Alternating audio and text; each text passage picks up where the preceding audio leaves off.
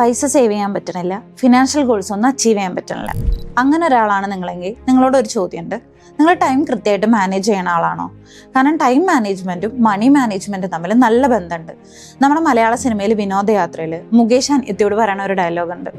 10 മണിക്ക് കോളേജിൽ പോകണമെങ്കിൽ 9:30 വീട്ടിൽ നിന്ന് ഇറങ്ങണം, 9:30 വീട്ടിൽ നിന്ന് ഇറങ്ങണമെങ്കിൽ 9 മണിക്ക് ബ്രേക്ക്ഫാസ്റ്റ് കഴിക്കണം. ആ ഒരു പോർഷൻ അങ്ങനെ ആരും മറന്നുണ്ടാവില്ല.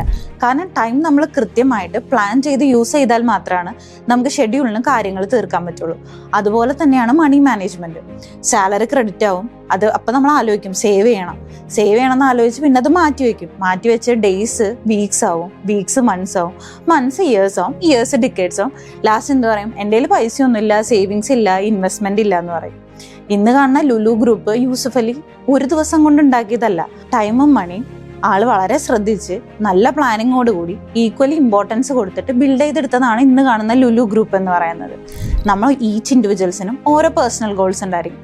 ചിലവർക്ക് ഒരു ആയുസിലെ ലക്ഷ്യം ഉണ്ടായിരിക്കും, ഒരു വീട് വയ്ക്കണം, അല്ലെങ്കിൽ ഒരു വണ്ടി വാങ്ങണം, ചിൽഡ്രൻസിൻ്റെ എഡ്യൂക്കേഷൻ, എന്താണെങ്കിലും that is related to money. പക്ഷെ നമുക്ക് പൈസ ഉണ്ടായാൽ മാത്രം പോരാ, അതിനെ കൃത്യമായി പ്ലാൻ ചെയ്ത് ടൈമിനെ പോലെ തന്നെ നമ്മളത് യൂസ് ചെയ്യുമ്പോഴാണ് നമുക്കത് നാളെ ഗുണം ചെയ്യുള്ളൂ. കയ്യിലിരിക്കുമ്പോൾ മാത്രം അത് പൈസയാവുള്ളൂ. അതിനെ കൃത്യമായിട്ടുള്ള ഡയറക്ഷനിലേക്ക് വിട്ടാൽ മാത്രമാണ് അത് നമുക്ക് ഫിനാൻഷ്യൽ ഗോളായിട്ട് നമുക്കത് അച്ചീവ് ചെയ്യാൻ പറ്റുള്ളൂ. That is why financial clarity matters. That is what we help the people to achieve at Phoenix global advisory.